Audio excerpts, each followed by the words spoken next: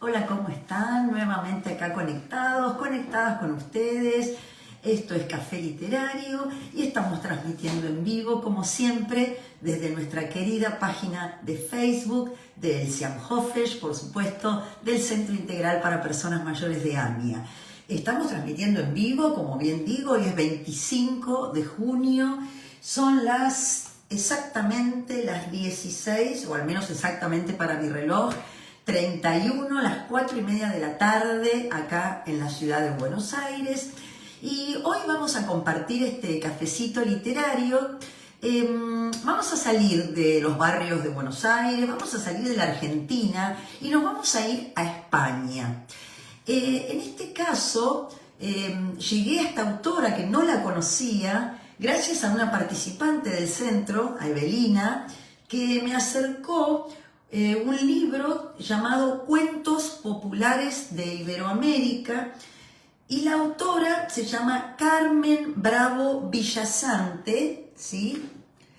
Y a partir de este mimo, que Evelina sabe que yo siempre estoy buscando cosas y que muchas veces hablamos del género infanto-juvenil, del género para infancias, para adolescencias, si existe esa categoría o no, bueno, si tiene que ver con una cuestión editorial o si hay buena o mala literatura. Bueno, es algo que hablamos muchas veces cuando hablamos de géneros literarios y hemos debatido muchísimas veces en este espacio, también en el taller principal, presencial,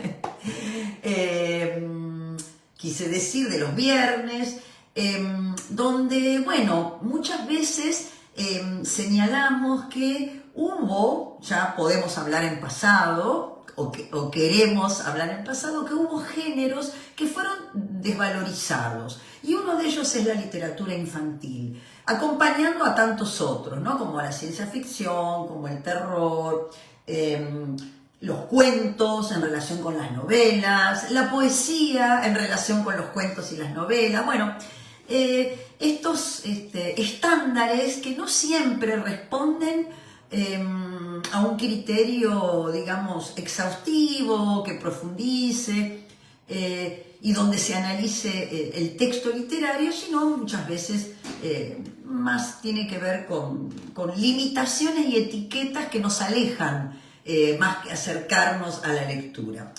Y me puse a buscar porque efectivamente no conocía a la autora y bueno, como suele ocurrir con estas cosas, además de corroborar cuántas cosas ignoro y cuántos escritores e escritoras ignoro que jamás he oído hablar de ellos, y qué oportunidad también para descubrir, ¿no? Siempre aprender, descubrir, y muchas veces de la mano de ustedes que me acercan un tema o me acercan directamente un libro y que eso me interpela, me invita a que yo busque, ¿no? Y descubra cosas.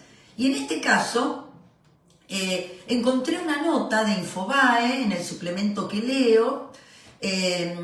La nota está escrita por Paola Chacón y se llama La autobiografía inédita que Carmen Bravo Villasante pidió que se publicara cuando ella falleciera. La obra póstuma titulada Invención de la vida, Memorias, dio a conocer los secretos de una de las mujeres que más impulsó la literatura infantil, en un intento por rescatarla tras el olvido, rescatarla del olvido después de la Guerra Civil, ¿sí? Ahora vamos a ubicarnos un poco más, ya les tiré un dato, la Guerra Civil, franquismo, ¿sí? Y vamos a ver, bueno, cómo escribir cuando los tiempos son tan difíciles, ¿no? Ahí me parece que también hay un punto interesante, cómo escribir durante una guerra, ¿sí? La vida de la escritora folclorista, en este caso folclorista, no se refiere a que baile folclore o que cante folclore, sino folclorista en el sentido que busca textos que originalmente sean relatos orales. A los cuentos populares de la tradición oral se los llama cuentos también folclóricos o folcloristas. Y a las personas que investigan estos cuentos de tradición oral se las llama folcloristas. Filóloga, ¿sí? La filología es la ciencia que estudia las culturas manifestadas en textos escritos, ¿sí? Se ocupa de analizar textos escritos. Ese trabajo lo hacen los filólogos, la filóloga, en este caso filóloga, y traductora, ¿sí? Había nacido en Madrid.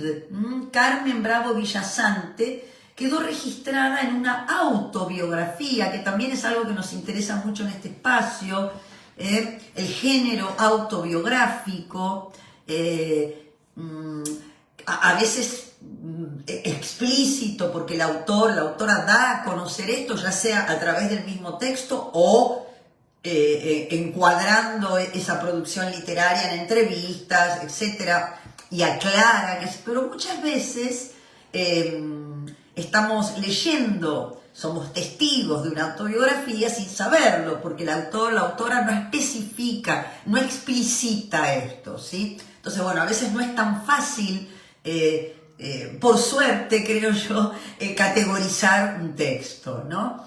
En este caso, claramente está explícito que es una autobiografía. Hola Cora y hola Marta, qué bueno que estén ahí acompañándome esta tarde. ¿Sí? No sé cómo estará afuera, sé que hoy está un poquito menos frío que ayer y un poquito más soleado, creo, también. En este momento estoy bastante lejos de la ventana, así que, bueno, muy contenta de que estén ahí acompañándome. Y les decía que entonces se posiciona como una de las autoras más importantes, considerada una de las autoras más importantes de la literatura escrita por mujeres del siglo XX, ¿sí? Y que también se va a ocupar de exaltar la literatura infantil, ¿sí? Fíjense que se la considera tan importante y no sé si en la Argentina tiene esta repercusión, ¿sí? Como sin duda lo debe tener en España. El libro, como dijimos, y es interesante el título, Invención de la vida, memorias, y uno diría, ¿cómo? Si son las memorias, no se inventan las memorias. Bueno, y otra vez aparece esta idea de que siempre que alguien, cuando escribe sobre un recuerdo, o incluso en el relato oral, hay un recorte y hay un punto de vista y hay un sesgo y eso no convierte a la persona en mentirosa. Voy a seguir saludando a Diana, ¿sí? Desde casa. Qué bueno, Diana, qué bueno que estás ahí también en vivo. Besos y abrazos para todas ahí y para los que se sumen después. Mirá, justo Simón. Hola, querido Simón, qué bueno que te enganches. Me encanta cuando me saludan en este vivo, ¿no? Nos damos un abracito, aunque sea virtual, y bueno, y gente muy querida, ¿sí? Que hace varios años, en algunos casos como con Simón, que nos conocemos hace muchísimos años, Simón. Bueno, mejor no hagamos la cuenta ahora. Así que bueno, me encanta que estemos ahí conectados. Entonces, Invención de la vida, memorias, el libro reúne en sus páginas los recuerdos de una vida dedicada a la cultura y a la literatura, experiencias compiladas a partir de una visión que no dejaba de sorprenderse del mundo y de cada sitio que visitó. Vamos a sumar a Estela, que está ahí. Hola, hola Estela, muy buenas tardes Estela, ¿qué tal? Qué bueno que estés ahí, qué bueno el saludo, está bueno, porque viste que los demás se van contagiando, en el buen sentido, no gripe, y van ahí, ¿no? Dejando saluditos que hacen que tenga más onda esto.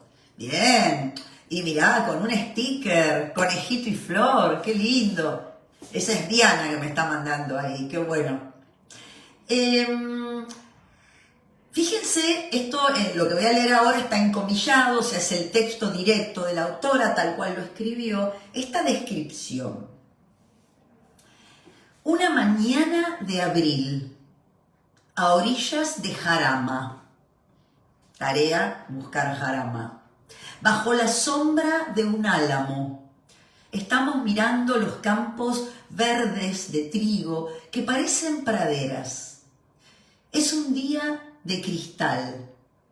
La sierra está casi al alcance de la mano. Lo blanco de la nieve y lo azul del cielo son de una pureza primaveral. Pastan los toros pisoteando las mimbreras. Un rebaño de ovejas dóciles se deja conducir por una vereda hacia un pastizal próximo al río. Una cigüeña erguida en su nido avisora el campo. Soy muy mala dibujando, pero de alguna manera cuando leí el texto, ahora que se los leí a ustedes y cuando lo leí yo para mí por primera vez, era un paisaje, o sea, está ahí el paisaje, ¿no? Lo ves. Y eso, bueno, es tener recursos. El grupo se agranda, dice Cora, así es, Cora, y aparte después están los que diferido disfrutan del material y sé que también lo comparten, que eso es lo más importante, compartirlo. Bueno, esta descripción que hace la autora, con palabras simples, ¿sí? Fíjense que no es una escritura muy rebuscada ni muy compleja y sin embargo transmite, ¿no? Transmite colores, olores, luz, ¿no? Un paisaje claramente rural, ¿no?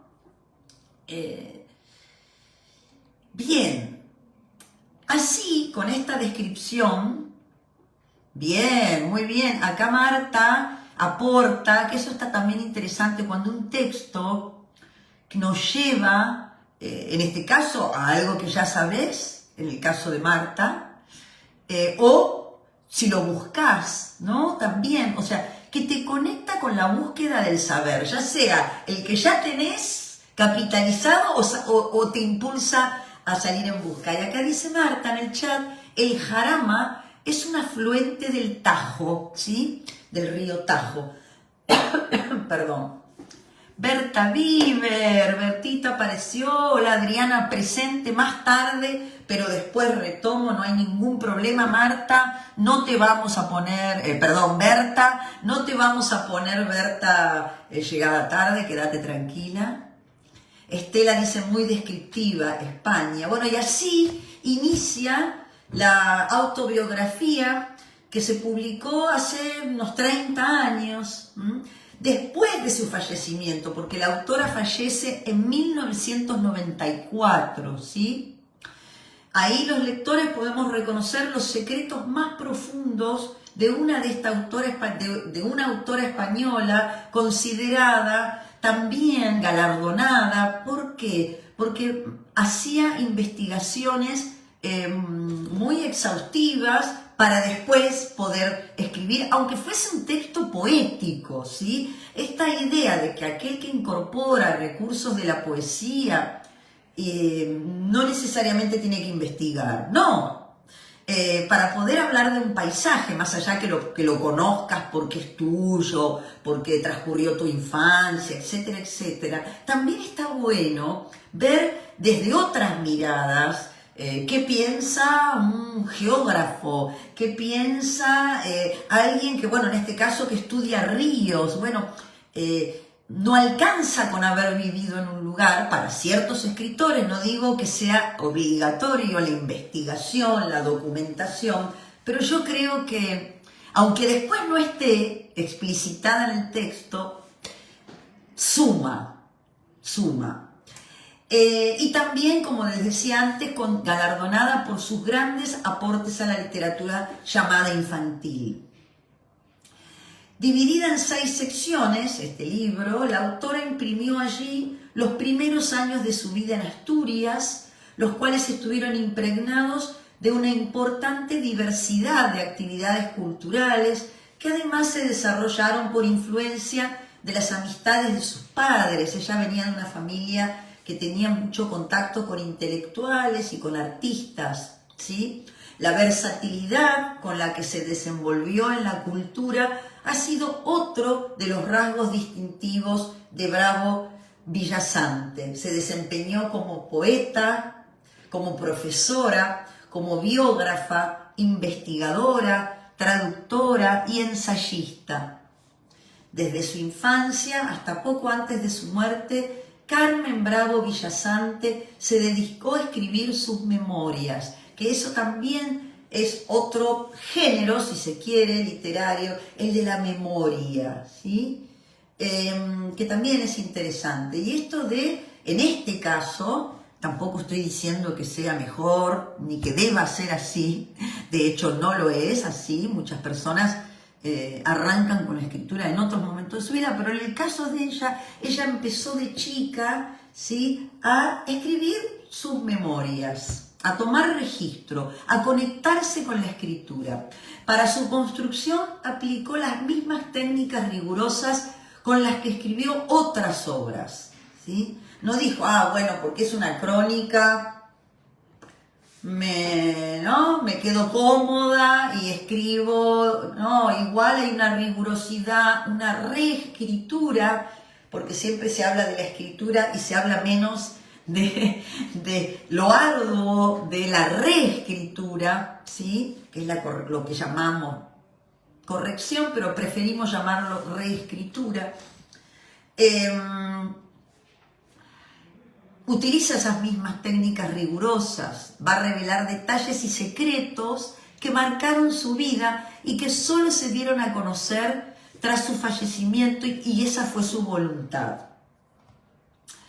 Hay una entrevista que el diario, ¿sí?, español le hace a su hija, ¿sí?, donde señala que como familia habían decidido, porque ya había fallecido la mamá, como recién les dije, que la autobiografía se publicara en el 2020. Sin embargo, la llegada de la pandemia hizo que tal evento se tuviera que posponer y la obra salió a la luz en el 2023. De paso aclaro que esta nota de Infobae, de la cual me estoy nutriendo para compartir con ustedes esta tarde de taller, también es del 2023, o sea, de hace 2 años. Carmen Bravo Villasante había dejado todo listo para que así se hiciera. Su hija informó a ese medio que la autora dejó todo escrito y de forma organizada para que así mismo llegara a la imprenta. Una escritora fascinada por la literatura infantil. Añadió que la preferencia de su madre por los grandes clásicos de Hans Christian Andersen, así como también los clásicos de los hermanos Grimm, marcaron un antes y un después en su experiencia lectora. El disfrute de estas fantásticas historias nutrió su infancia. Inspirada en sus propias lecturas y la formación que recibió en la institución libre de enseñanza, así se llamó, fue formando su propio camino en la institución donde se formó. Empezó a asistir a congresos sobre literatura infantil y pronto empezó a nutrirse de las tendencias, las ilustraciones y todos los elementos que se reunían en este tipo de libros, ¿no?, donde las ilustraciones muchas veces aportan y hacen un maridaje maravilloso con el texto. Sin embargo, el estallido de la Guerra Civil, 1936 a 1939, supone para ella la necesidad de recuperar la literatura para niños y seguir nutriéndola. Su experticia en esta área la llevó a querer posicionar la literatura infantil con la misma calidad artística que cualquier otra manifestación escrita de la época. Sus investigaciones han servido de aporte para seguir construyendo una literatura infantil de nivel. Esto ha sido muy importante y va en paralelo con el cambio en la forma de mirar a la infancia y de considerar a los niños y a las niñas como personas completas. O sea, esta mirada que tiene la autora va a estar encuadrada en una mirada pedagógica que deja atrás esa idea de los niños, de las infancias como tabulas rasas, ¿no? Como alguien que está vacío y que viene el adulto y lo llena de conocimiento. Bueno, eso quedó atrás y ella fue una de las tantas precursoras en relación a esta mirada distinta sobre las infancias, ¿sí? Como bien dice, como personas completas, no le falta nada a un niño o a una niña. En todo caso, lo que le falta es crecer para ser un adulto, pero no es una falta, está en otro momento de la vida, pero en el momento en que está completo, no es un ser incompleto, ¿no? Entonces, bueno, ahí también, a partir de esa mirada, por supuesto, la literatura, las ilustraciones, las obras de teatro, bueno, la música va a tener otra impronta porque se considera a esa infancia hay un público que merece calidad, no que, bueno, es un género menor.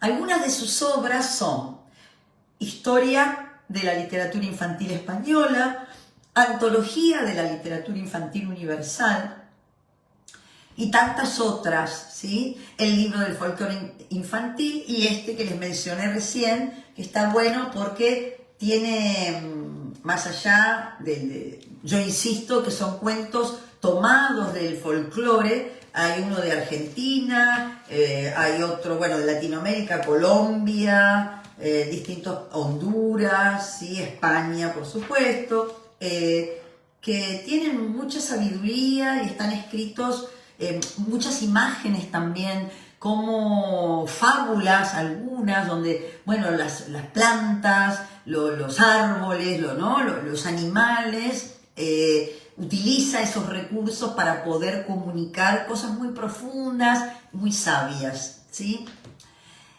Nuestra autora nació en Madrid, el 25 de diciembre de 1918 había nacido, y como recién dije, falleció en 1994. En su ciudad natal había estudiado en la Alianza Francesa, entonces adquiere un dominio del francés, lo que le va a permitir más tarde realizar traducciones de obras literarias escritas en francés, y va a empezar ahí a adquirir el gusto por la literatura. Y acá, ¿por qué traigo datos biográficos que a veces... Vos me dirás, bueno, qué sé yo prefiero que me sigas leyendo más texto, pero en este caso es importante también, yo creo que casi siempre, pero digamos, en algunos casos es más notorio, para entender que en la época que esta mujer vivió, en su época, cuando fue joven y bueno, ya después tuvo una trayectoria y ya el mundo había cambiado, pero en sus primeros años, estoy diciendo que nació en 1918, al poder estudiar, gracias a que, bueno, como dije antes, tenía una familia que se codeaba con un ambiente de artistas, ¿no? Intelectual, va a estudiar en la escuela, en la Institución Libre de Enseñanza, y se va a codear con las pocas mujeres que estudiaban en España, ¿sí? España durante muchos años, como consecuencia del franquismo, tuvo un atraso muy grande en relación al acceso a la cultura, y especialmente, eso toda la población, o gran parte de la población, pero específicamente las mujeres, ¿sí? Entonces, recibe ahí las enseñanzas, como les decía antes, más innovadoras, ¿sí? Por eso ella va a tener una mirada distinta, porque se va a formar ya en un lugar que va a ofrecer una mirada pedagógica innovadora para la época. Esta institución, por ejemplo, organizaba cursos y viajes para sus estudiantes en el extranjero. Y allí fue cuando Carmen, en uno de sus viajes a Alemania, estalla la guerra civil en España, por la que tuvo que interrumpir su estancia en aquel país. Y al final de la guerra, por supuesto, el gobierno franquista puso fin a las actividades del Instituto Libre de Enseñanza. No existió más.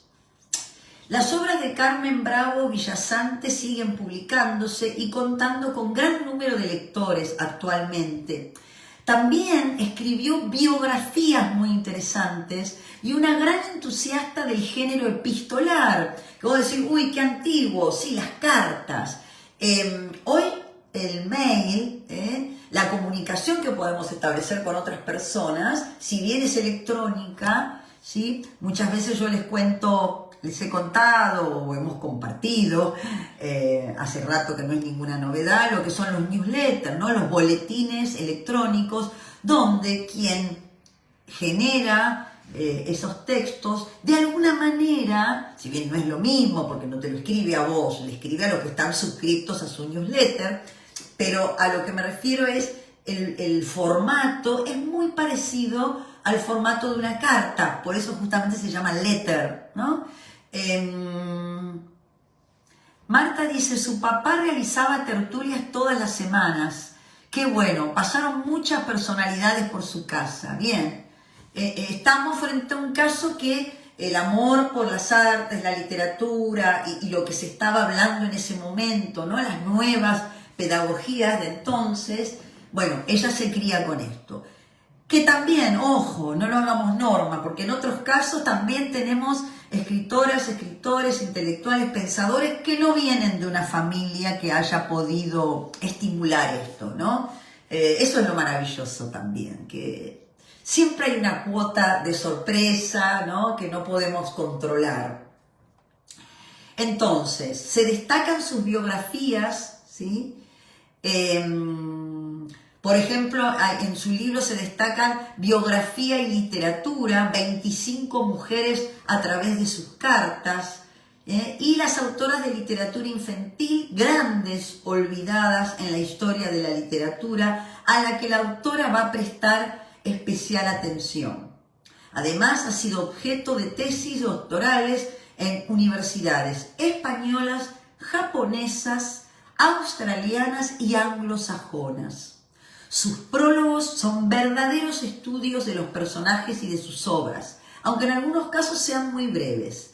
Por ejemplo, en la carta al editor, que es el prólogo de 25 mujeres a través de sus cartas, escribe: en un tiempo de literatura objetiva, el género epistolar resulta terriblemente subjetivo.